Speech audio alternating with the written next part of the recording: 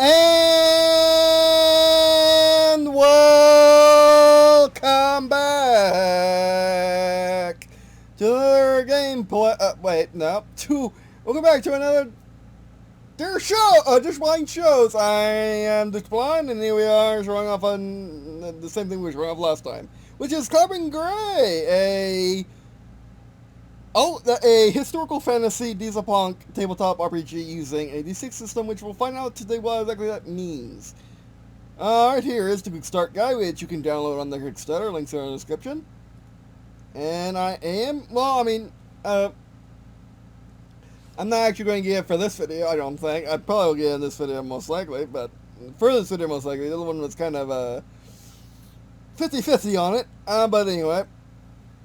But anyway, so yeah, this is what I'll be getting if I do these videos.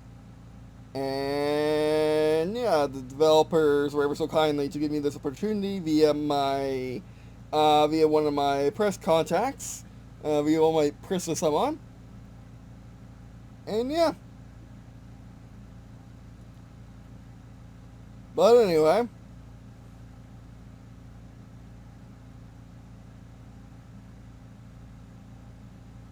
Excuse me. Anyway, Operation Quick Start. The mission brief you are reading is Quick Start document for Carbon Grey RPG. A condensed and simplified version of the full game. Quick Start is designed and introduced to the world Carbon Grey, and the magnetic variant of the West End Games D6 dice rule set. It also includes an introductory adventure and some pre-generated characters to play. Well, for full action of this war-torn world, you will need Carbon Grey. Yeah. It only comes as a deluxe box set. Then where's the normal box set? And what's not deluxe? Does deluxe have meaning anymore? Anyway, marketing to be marketing, I guess.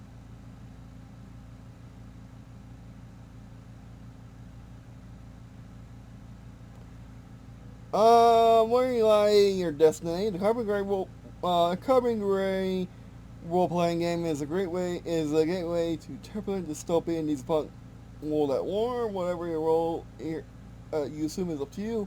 From heroes struggling against the seeming assault by empire with war-conquering aspirations, survive the grimness of trench warfare, dare to the deadly skies, master the art of espionage. Okay.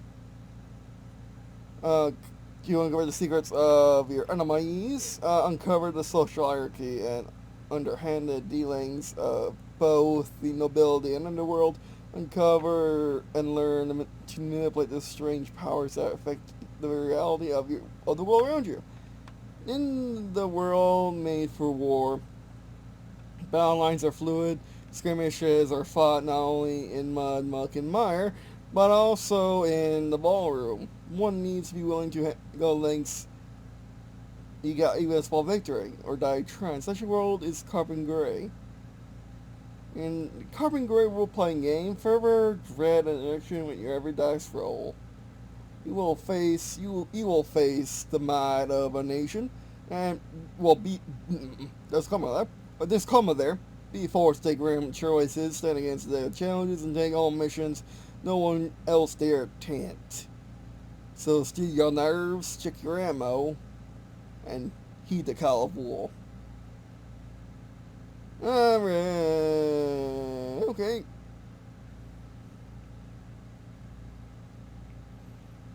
More historical fantasy than historical fiction. Why are you calling it historical fiction? Okay, whatever. Tone of Crawford.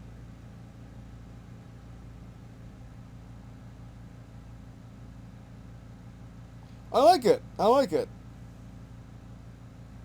wish you play as a general, though. Play as a general and a special ops team, or just a general, or just a few generals, or a few military commanders. I wish you could do that. Of course you can, but I wish it was in the rules. I don't know.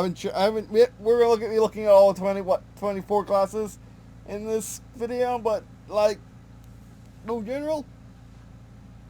The allies are gathered, self-assured Western nations deemed to keep Europe, and its Kaiser in Czech. They're combined manufacturing. Yes, yes. Results Great War. Really good. Nice overview. Nice art. Very readable text. Which is on the front. Sisters Grey. What's the porch core? Was effective and now feared. Force up the Sisters of Grey. Willingly used bodyguards maintain called Sisters of Grey. These one-woman army soldiers, we're going red alert on this.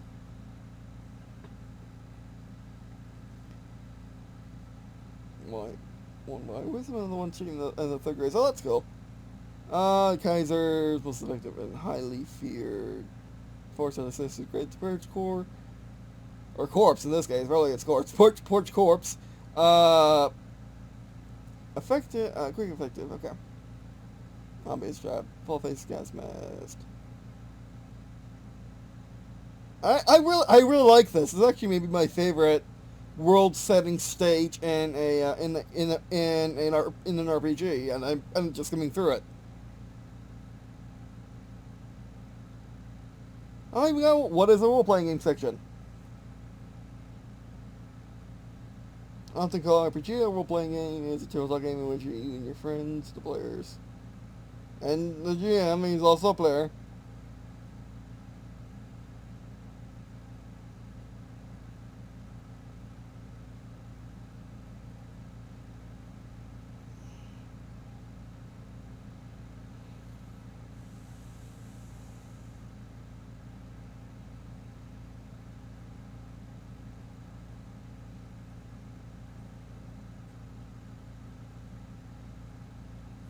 Okay, this game does not require a grid.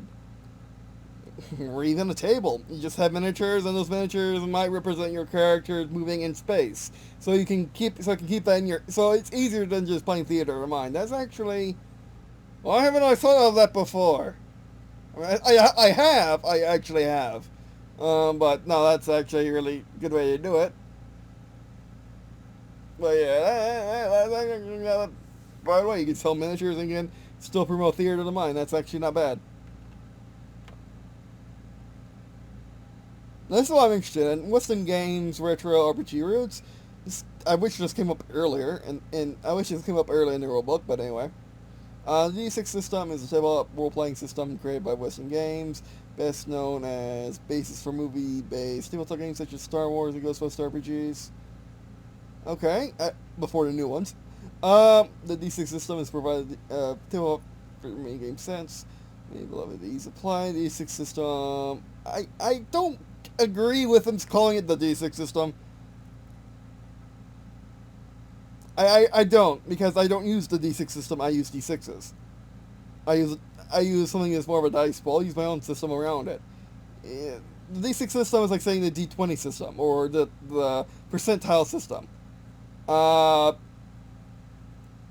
Which, if you follow in, which if you've been in the game development scene, which I'm in, which is probably my tabletop scene is the game development scene, you'll know that no, D&D does not, the D20 is not even remotely the Dungeons and Dragons system. It's part of it, as well as this dice set. The Dungeons and Dragons system has its dice set, which is its own thing. The percentile dice is that's mostly true. The D6 system, no, that's not true in the normal sense. Saying a dice pool, which I don't quite understand what people mean by that phrase, but I assume it's just mean rolling a ton of D6s. So saying a D6 system is very vague, and it's one of the things that only Western Games know what Western Games is talking about.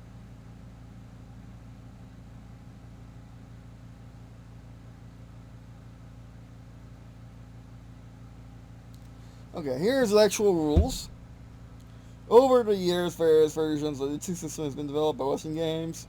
I would stop calling it that. And fill up rewinds the system back to its classic roots and streamlines for forward thinking. Marketing. Don't sell me on the game. I already bought the thing, or I'm looking at it. General defining attributes. My word, don't sell me on the game. I'm already looking at it.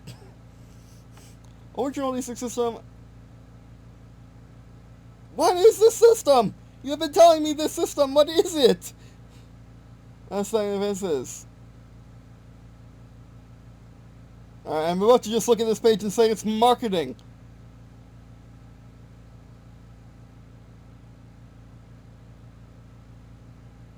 My word, it is marketing. Okay, let's move on.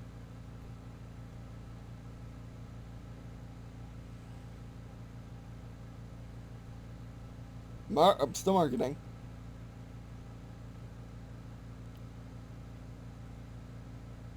Types of play, gameplay mission, VDC approaches. Serial play, similar to a streaming series. Oh my word, is that what we're calling TV shows now? Or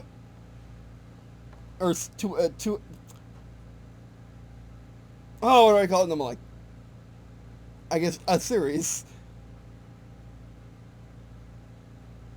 Serial play allows collectors to campaign main adventures, telling a longer session-long story arcs. Yeah. So this is your adventure, or adventure campaign, whatever you want to call it. I just call it story.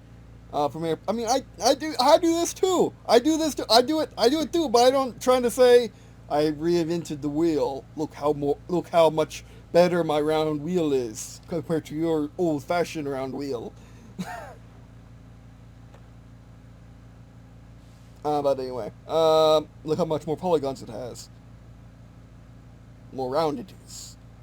More HD. Premiere play, similar to the big budget action flick. A premiere adventure usually tells a bombastic story with massive stakes. Premiere play is often deadlier than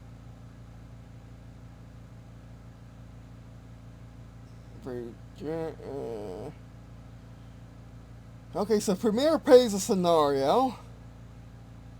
They describe it terribly, though. Okay, how would I describe it? Okay, I would describe it as Premiere play is like a movie. People know what that is.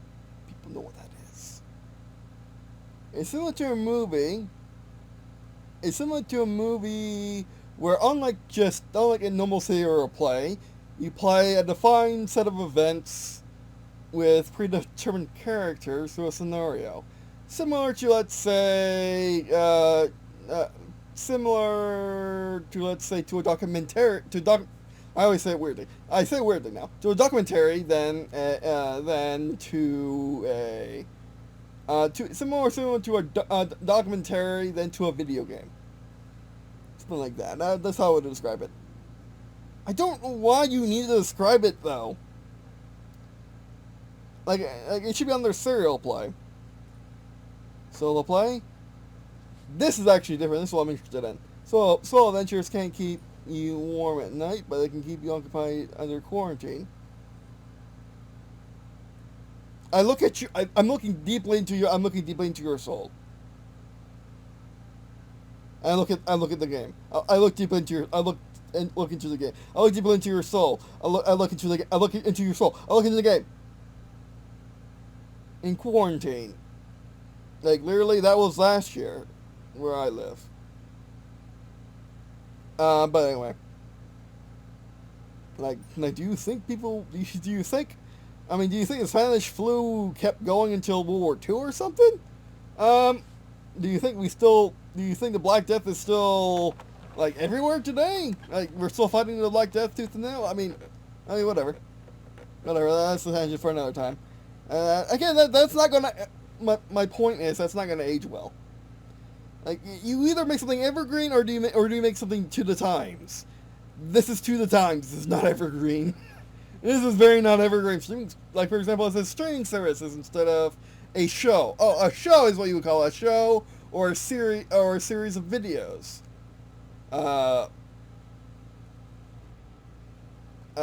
Yeah.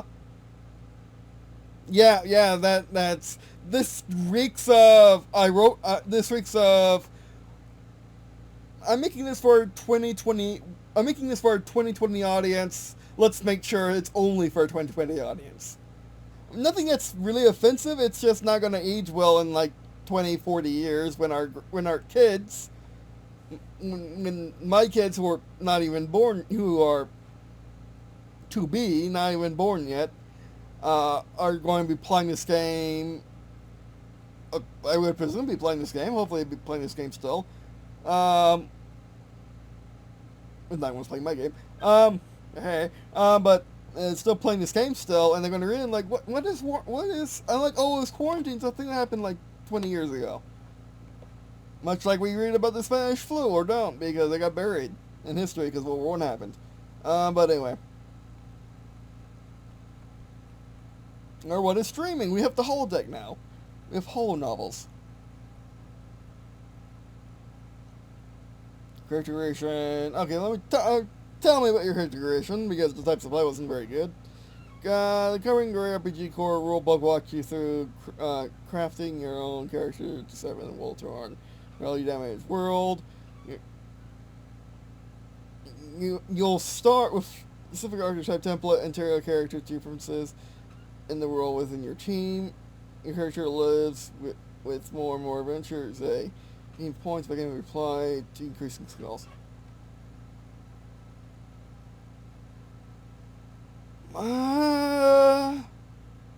That's my reaction to it. It's meh.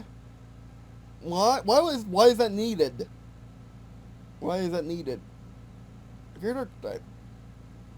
World is populated by various militaristic, aristocratic, and mystic archetypes. You can assume many different roles, including quote, character persona. Characters may be larger than life, only still human. Okay, they're one race, by the way. Only still human. Your character personality quirks that define them.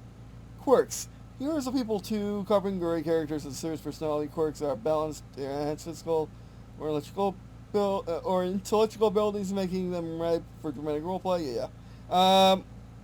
Obligations. Characters has lived a life before your gameplay even begins. Often you reconcile commitments with your own beliefs and ambitions, with simple worldly obligations in the Carbon Grey RPG contracts with yourself or others. Most 5 items 5 obligations are a pain in the neck to enhance your character story. I like obligations. So let's review. I like the story. I like obligations. What page are we on? 14? What? We're on 14? I'm almost 2 minutes a page? Really? That's a page, like a minute page.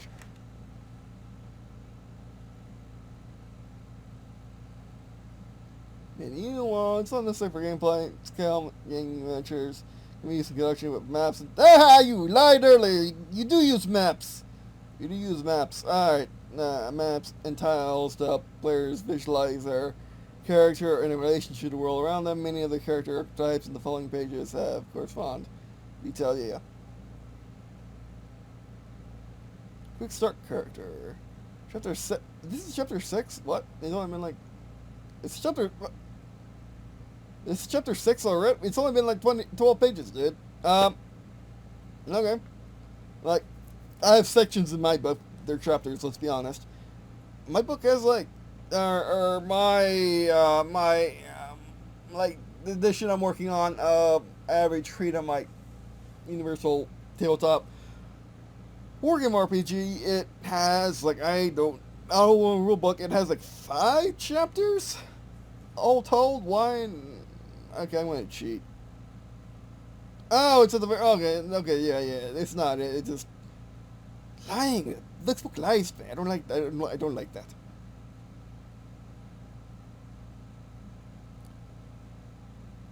Art. Okay.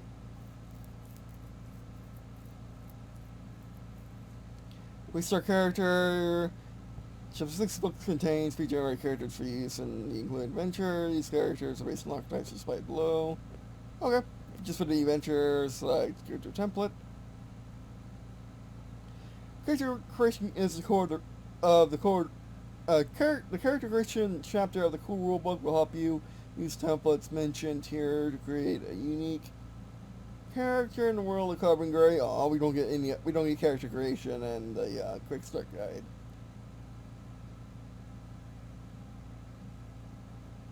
What do we get then? Okay, we get the rules for combat. Okay, that's whatever. But not having character creation is weird. It is really weird. Like, how much do you honestly value character creation? Not a lot. I don't. I value making a good character creator, but I don't value in it not being a Kickstarter. I don't value it being worth that much money. It's the rest of the stuff. It's the world. It's whatever's in the rest. Okay. This is what I would put in a quick start guide myself. The rules for the game, an introduction to the world, character creation. And that's it. That's all you need. And maybe a quick start adventure if people want it. But, like, seems like this is more about getting you into the world of the game as opposed to getting into the game of the game. Game of the world. What have you.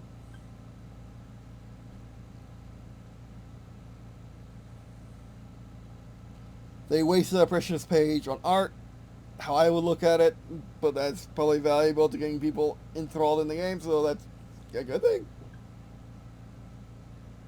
Rules primer. And I'll be right back. Okay, back. Finally on to good stuff. Yeah, like they literally just swapped out one skill and said, massive, and said, what did they say, and they revised it. They revised the 1d6 system that no one else touches d6s, but we touched them. And we revised it. So it's all different now. They changed just one, yeah. They just add willpower, strength, perception, dexterity, knowledge, mechanical, dice code. Why they've been hyping up the system on the Kickstarter site, never explained on the Kickstarter site, never explained it in the videos, I don't think. And now they're finally getting to it on page 15 of a 80-page starter guide. Why is it taking so long?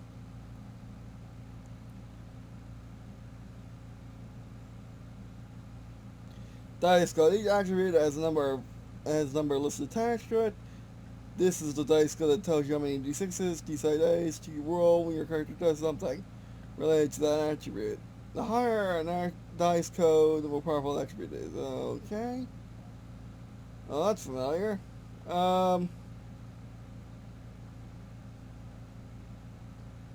What's that dice number? Difficulty number. Difficulty number of a roll measures how hard it is. The higher number and what difficult it is. Okay, I should probably read this. Alright. When using an attribute, roll a number of dice equal to its dice code, then add together the results of the dice. How these sixes always work. No fancy armor toughness or whatever. It's in D&D, but anyway, the total is compared to the target number. Okay, basically, if, for example, the dice code says roll 6. I pick up my 66s and roll them. I get difficulty number is then what I would call CC, a character challenge. The difficulty number is, let's say, in this case, let's say it's... Oh, no! Oh, they didn't explain this well. Yeah, unless they want you to roll 30... I'm saying like that's a lot, but that's like the max, and you train on 30 dice. But I have a feeling they want you to add up the numbers. Oh, that's... Okay, if you see a 1 and 2 on the dice code, then it's...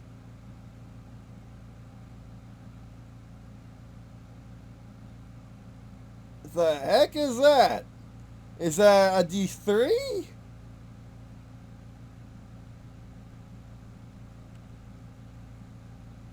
Wait. Okay, wait. What the heck is this?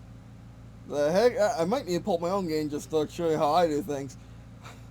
Okay. What the heck is that? The heck is that? The heck is that? Okay. You want to roll 1d3 and then a 1 and then 2d4. Then why bring it backwards? I'm going to just guess. I'm going to just guess that a D means a D6. Do they tell you that? And the actual dice code? Oh, heck no. Why would they not tell you that? I don't know. I'm playing my own game just to show what I would do. It's that bad. If you're gonna make people do math, or if you're gonna make people do that, then let me show you something. Let me do an easy one. This one. This is how I write it. This is the dice number. This is the dice code. Roll 2d6. Hit on 2+. And then however many dice you get with a 3, 4, 5, or 6, or well, 2, 3, 4, 5 or 6. Oh, I forget that bit. A 2, 3, 4, 5, or 6 equals 1 success. Equals 1 hit. So let's say you roll 2. You're going to roll 2d6. Hit on 2+. I roll 2 4s. I get 2 hits in. That is easy. That's how I do things. That's how I write things. I think it's pretty good. People say it's pretty good. One person said it was bad. But most people say it's pretty good. Let's see how they explain it. Let's go back to dice code. Okay, dice code. Each attribute has a number listed attached to it. I don't see why you need to explain that, but anyway, this is dice code, and it tells. I don't see why you need to explain. I mean, you do need to explain dice code, but you should also say dice code next to it, or DC next to it. But anyway, or acronym it. But anyway, and tells you how many D6s. It lists as D6. Now, what do I do again? D6. 6-sided dice to roll. When a character does something related to that attribute, the higher an attribute's dice code, the more powerful the attribute is. When using an attribute, roll a number of dice equal to its dice code. So, what I said before. Then add together the results of all the dice. Okay. Wait. Then add together the results of all the dice. So 2 hit on 2, get 2 3s, I hit 2 times. That's what that means in English. What does that mean in this developer speak? The total is compared to a target number to determine whether the roll succeeds or fails. Okay, this so far does not break what I've been saying. For example, a character with Dex 3D. I thought this was a D6 system. Where's the D3 coming from? Rolls 3 6-sided dice. Okay, explain it. Roll 3 6-sided dice when using their dexterity attribute. If they had Dex 5D, you will roll 5 6-sided dice. Okay, you explained it. Again, there should be a 6 behind that D. It's just logic. It's just simple. Doesn't cost anything. It's just easy. Makes it easier on the brain. The reason why I wrote my system this way is so you can just snap look and see exactly what you want. You know, that's in these things that you roll. You know, it's in these things that your CC, or that's what you hit on. You know, it's another thing that's the AP used because the system is weird. Here that by the MMs that only that you only look at this, you don't only look at any fancy words, and etc. Or mainly need to look at that instead of any fancy words. Sometimes there's a rule break in every rule, but anyway.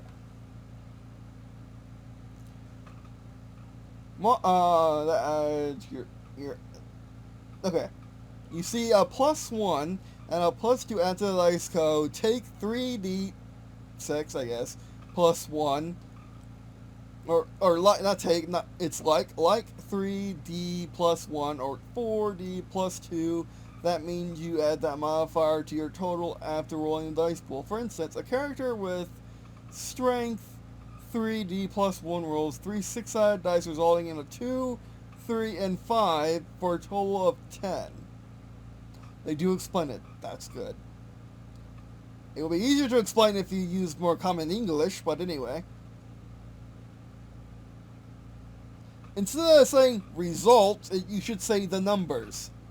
For example, then add together the numbers on all the dice and the total, and you should explain that right. You should explain what's buried here right then. Why don't you? Yeah. But anyway, when using skill and its dice go to the dice go to attributes. For example, a character with DX, yeah. When using skill, add its dice go to the dice go. Okay, so let's say I'm using patience, the attribute patience with my skill fishing. My patience, I have, let's say 9. My fishing, I have 3, where I have 1. So with my outstanding patience, I pulled out of my dice bag 9 d6s and add 1 d6 for my 1 in fishing. I roll them all, and let's say I get all 1s. I get a result of 10.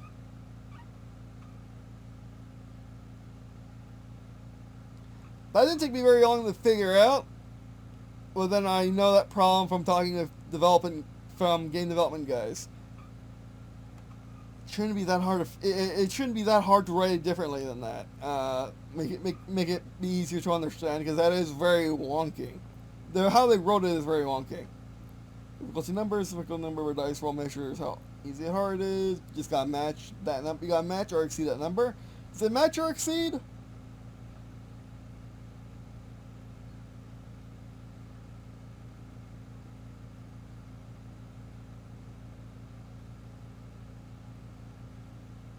Is it match or above?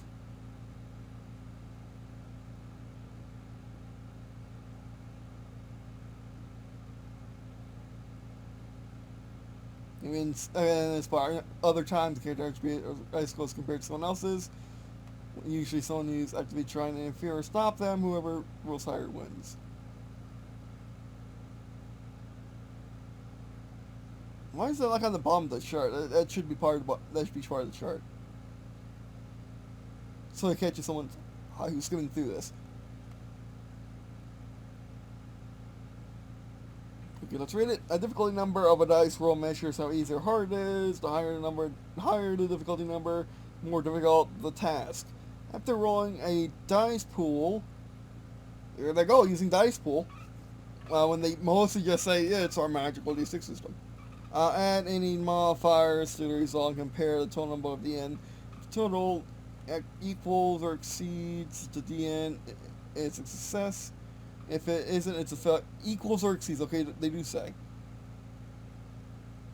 And it's not very eye-catching, and it's kind of buried, but anyway.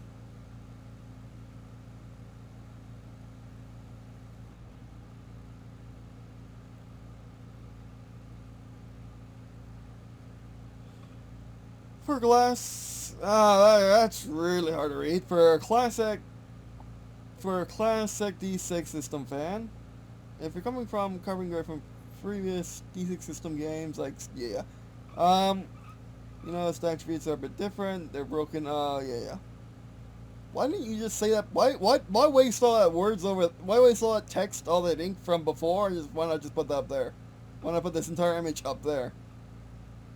Like one of the early parts of the book. I don't know.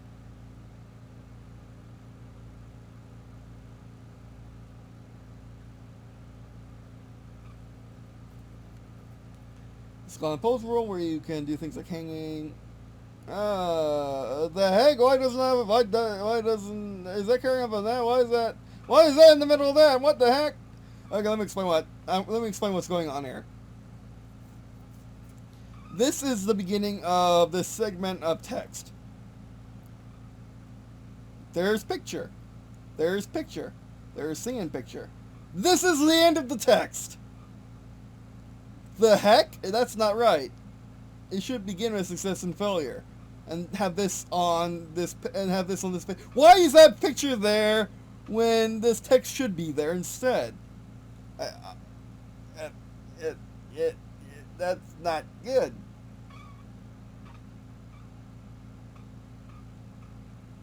I'm starting to feel like my instincts on this book should be more like I'm starting to feeling that my instincts on this book should be more around $30 or $35 is correct. Success and failure, multiple degrees. 3. What the heck is that X supposed to mean? Multiple degrees of failure says failures.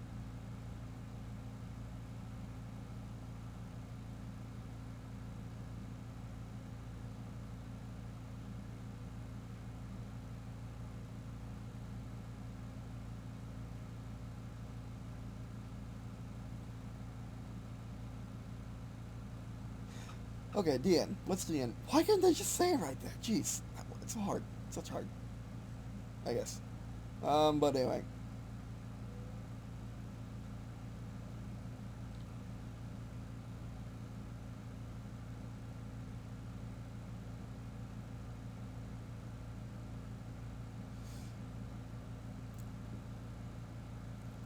Three times dice number or better.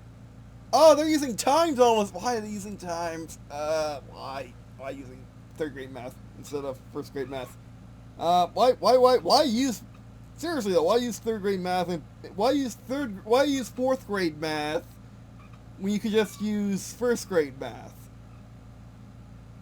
Okay, so 3 times the dice number or better.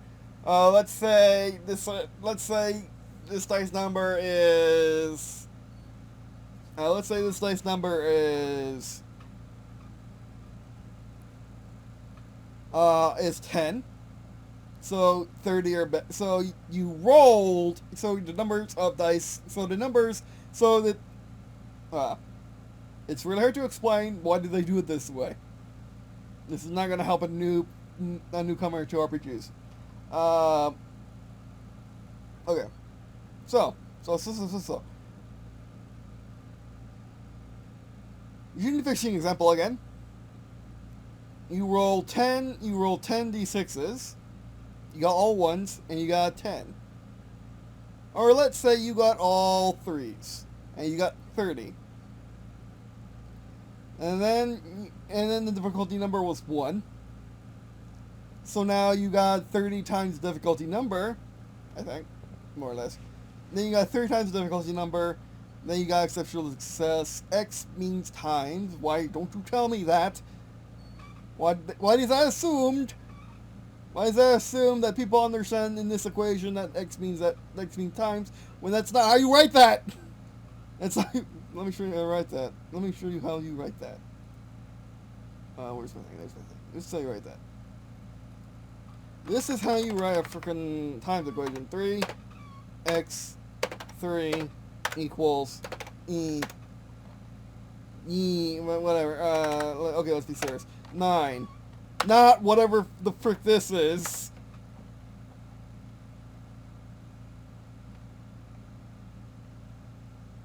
Not that. You don't write it that way.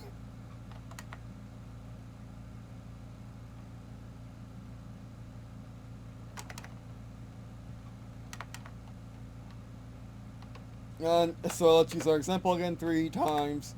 So 3. Let's do special. 1. So 3 times 1. And you leave it like nah. You leave it like that. 3 times dn. Not that. You don't write it that way. You don't. You don't. That's not like that's pretty bad. That's pretty egregious. It took looking at that in order to figure out what that meant. Oh, that's pretty egregious. It's not explained, is it? Multiple degree. I mean, it's explained, but you gotta read the text to figure out the chart. That's not how things work. Like, okay, there are multiple degrees. There are multiple degrees of success and failure in Carbon Grey TTRPG, ranging from exceptional success to catastrophic failure. If the result roll is any sort of success, the character gets that exceptional success. So, yeah.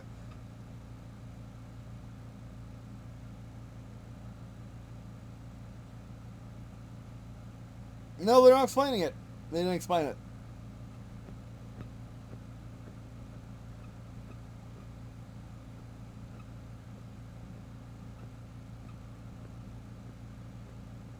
Okay, you can get hero points from advantages if you roll over.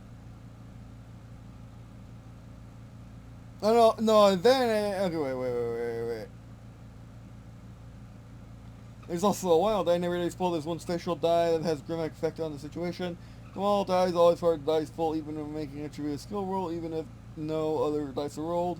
For example, when making whatever that means.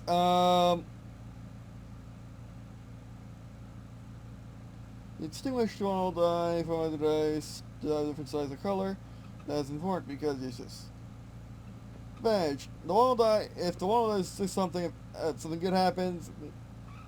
Fate dice from Star Wars, new Star Wars, not old Star Wars. Maybe it was an old. Yeah, it had to be an old Star Wars too. So that was carried over by the new Star Wars dice. That's nice.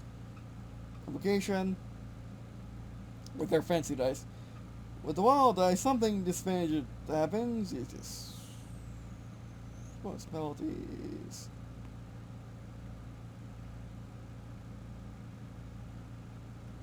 Circumstances can inspire a turn test everyone or vice versa. To reflect this, the player may have a bonus or penalty to roll. Hero point, what's this? Heroes can acquire hero points from advantages and complications as described above, or as a reward from the GM for ingenuity, creativity, or entertaining roleplay. Okay, they're fate points from D&D, which means you can spend them for something nice.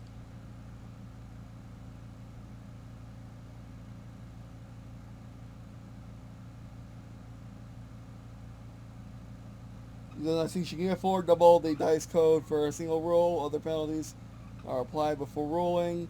Reroll failed roll. They're kind of sucky though. If these are the only three things you can do, these are sucky. Not very good. Not very good for fate dice, to be honest. Like, you don't trust the GM to give him out normally.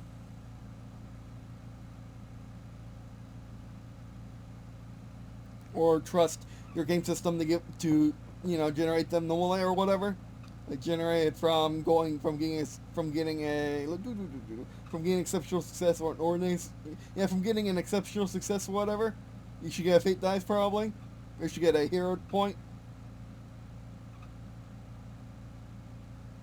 Yeah, double a dice code of a roll after the penalties are applied but before rolling. Why would you want to...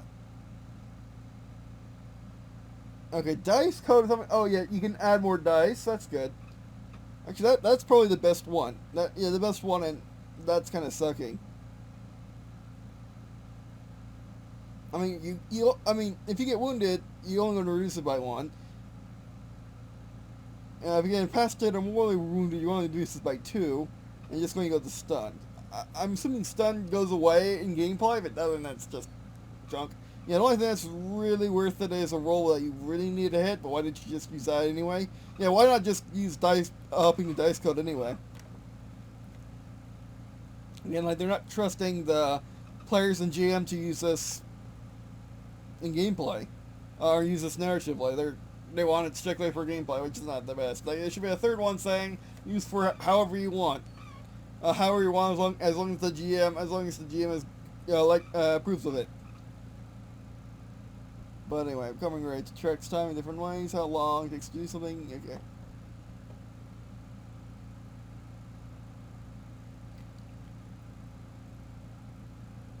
Well, this is interesting. Tracks time in 2 different ways. When how long it takes something isn't especially important, like having a conversation, fixing a mech, taking time measured in scenes, what time is listened, such as during combat, time is measured in rounds.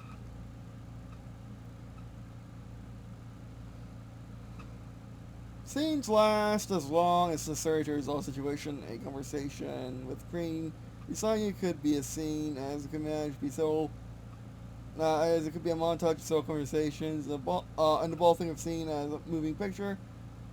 And then you were describing what? You were describing as a flick before. They were saying moving picture. Why did I just say movie? Words need to be clear in rule books, not fancy. Clear. It's not a novel. You're not writing a novel. You're writing a rule book. Novels can have fancy words. Rule books can't, or at least shouldn't, without extreme caution.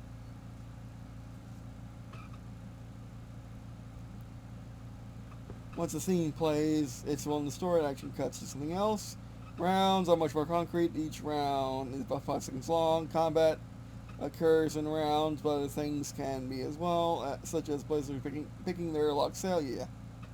Most gameplay takes place in scenes, only switching to rounds when the situation calls for it. Okay, that's interesting.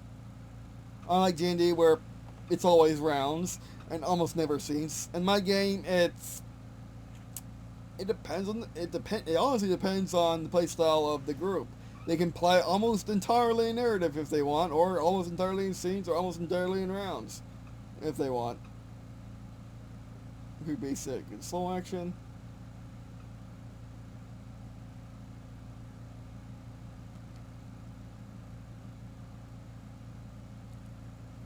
Oh, by the way, my throat's killing me right now. I don't have the depth or anything. I actually got checked recently because I had endoscopy and colonoscopy.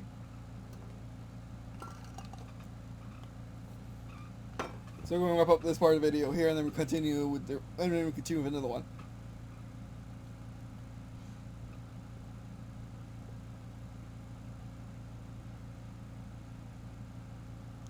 Well, I don't want to continue another one, but we'll see. We'll see what's going to go. We'll see what's going to happen. Quick action is split second. Basic action is 1 round. Slow action, anything that takes more than 1 round from minutes to weeks or longer. Character, okay, that's nice. Skills and breathe, yeah. Gee, that's a thing. I got up the rating of this video now. To violence. I wasn't expecting that, but anyway. Knowledge skills. Hey, got some good stuff. More good stuff.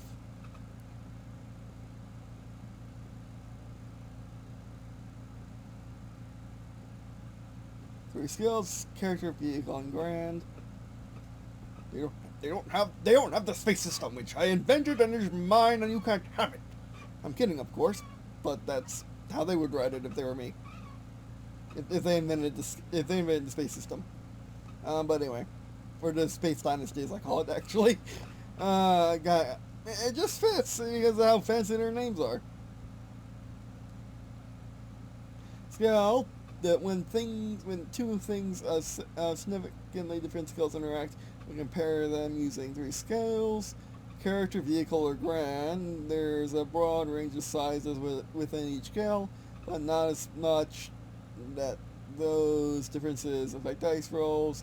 Character scale covers everything from the size of adult human and smaller. Suitcases, rifles, car tires. You have never seen a Bronco you never seen a Bronco with a Sasquatch package before, have you? Or a monster truck, or a NASCAR. Well, a NASCAR before the recent updates, before 2021 season. Cats, zero character scale. Vehicle scale covers most motorized vehicles. Everything from grand scale covers anything larger than that, such as drawn-out battleships, passenger ships, and even bases. It's larger than vehicle scale, but if it's larger than vehicle scale, it's grand. That's a bit few of them. I mean, I guess that works in the generalities, but that's like a nation is bigger than a dreadnought. Surely the Kaiser's Empire consists of multiple dreadnoughts, does it not? But anyway.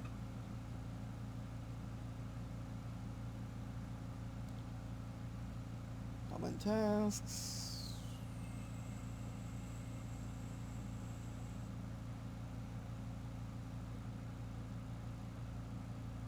Okay, just a chart.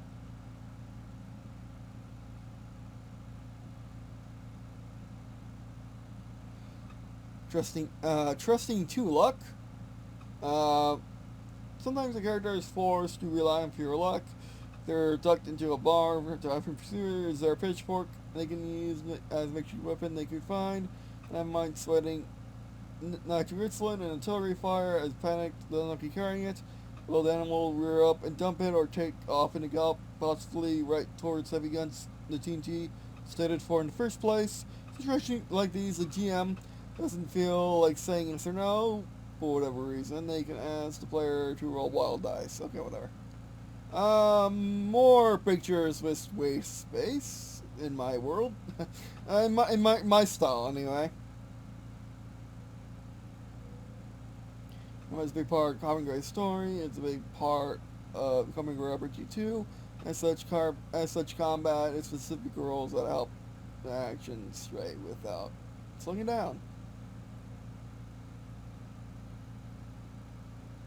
Combat sequence.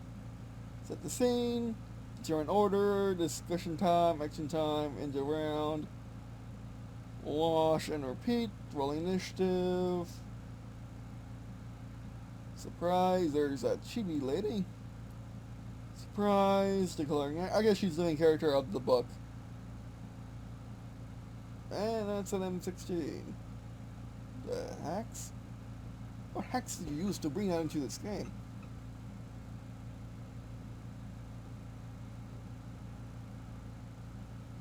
Oh, declaring action. Oh,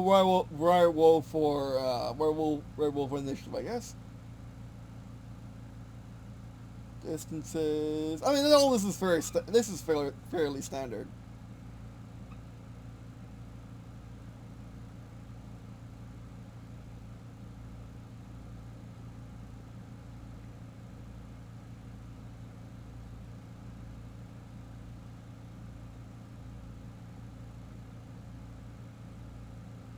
Yeah, all this is fairly standard.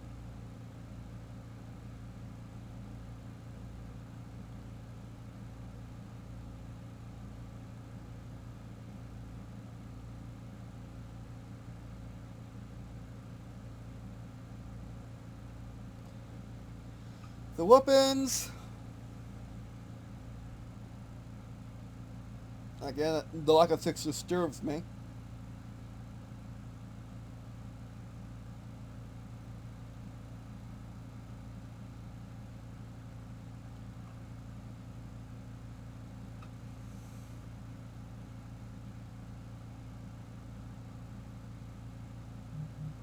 Okay.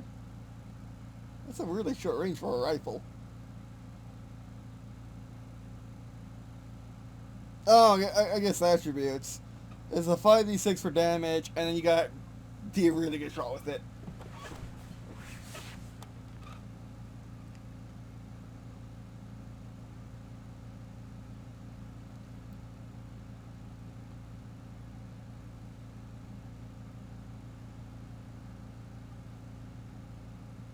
Okay, add the dice code to your strength when resisting damage.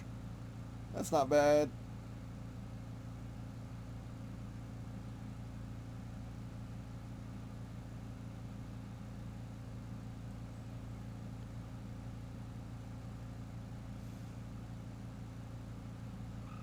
Now more lore.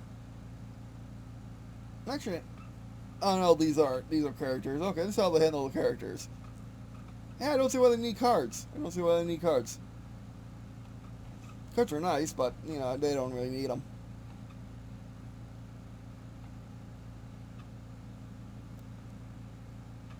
Kickstarter adventure. Yeah, I'm gonna need to. I'm gonna need to use this for inspiration for my own game. I'll be honest, because I was hoping, let's be frank, to write like a mini novel, like a novelette, a novella for the adventure, and just have branching paths or whatever. I don't have enough pages left in the book for that, because I'm planning for 399 pages in the book complete, and I don't have that many pages, so I can't do that. So I need to learn how to make a really short adventure, which I'm also getting inspiration from Matthew Colville's, or for MCDM's freaking anything that got going on, because that does the adventure in like 4 pages. That's great. But anyway, I don't want to spoil the adventure in case you are a GM, in case you are a player, or in case you are playing a character and don't want to spoil it for you. But anyway, what do I think of the quick start guide? I think they waste a lot of pages, and they don't explain things all too well. You can figure it out if you know what you're figuring it out. If you're you can figure it out as long as you're a veteran of the industry, a veteran of the tabletop. As long as you played other tabletop games, you'll be able to figure it out. But it's like it's not explained very well. It's a bit confusing. I figured it out I know how to play the game now. It took me an hour, but I know how to play the game. So at least there's that. Don't know how to make a character though. So there's that too. But I mean, other than the D6 system, everything's pretty bog standard. The setting's fantastic. I mean, other than the very specific D6 system, the setting's fantastic. I wish that the structure of I wish explaining was better. I wish there was less marketing. I wish there was more. How do you say? I wish there was more.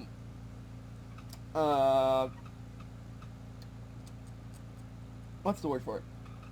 I wish there was more.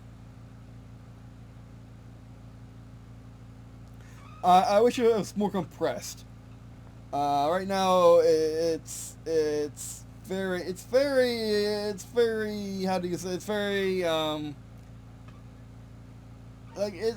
there's a lot of art when there really shouldn't be. There's art taking up valuable text space, and they're splitting text off for art. That only happened once, I guess. But still, this could be cleaned up a lot more. It could be made more explained, like have playtesters play it, whatever. Go talk to other YouTubers. Because I looked on YouTube, and I'm going to be the first YouTuber to actually almost review this. Not a real review. I never do real reviews. I do just impressions. But these are my first impressions, and I like it. I like it, but they could be explained better. I figured it out. Does not mean someone else will. But then again, this is free, so you can just look at it yourself. Let me discuss in the comments. But anyway, this is my first impressions, and I like it. I like it, but they could be explained better. I figured it out. Discuss in the comments. discussed in the Kickstarter forums if you actually bought into the Kickstarter. And yeah, overall, I'm pretty excited to see what they do next as magnetic play. But they really should cut down the marketing. You don't need to market the thing when they need to up the marketing to everyone else and close them and shut down the marketing to the person who already bought your book. They're marketing in the wrong direction, let's say. Because if there's only like 3 or 4 different videos on YouTube that's not you, the creator, that's not Magnetic Play or Weston Games on YouTube, there's a big problem marketing you have. And I'm glad that I'm going to be able to help with that, but like, for real, you shouldn't market inside the book. You should market outside of the book to other people who have not bought your game. But yeah. Will I play it? Probably not. I don't really play RPGs that are my own. I'll be honest. I did play a little bit of D&D one time, but I made my own RPG so I can actually play RPG. So I made my own tabletop games so I can actually play tabletop games. I can play war games, oddly enough. It's just tabletop RPGs are just beyond me.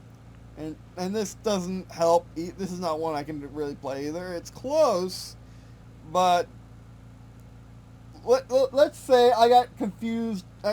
Let's say D&D system confuses me, and when I should or should not roll a d20.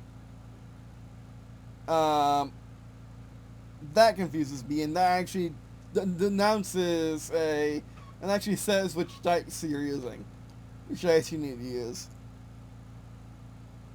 But anyway, alright, that'll be the first video. Thanks for watching. Do appreciate watching all this video. It means a lot to me. Also means a lot to me if you check out the rest of the stuff in the description. Also, share this various Face Sports channel, which of course Face Sports channel, which of course Face Sports channels by watching and sending us each content they produce by sharing friends, family, with you. Alright, that'll be it for this. That'll be it for this little series. I analyzed the Kickstarter page. I analyzed the quick start guide. Now I'm going to be able to, hopefully I'm going to unbox the stuffs. But anyway, that'll be it for so. Thanks for watching, and I guess see you in a second.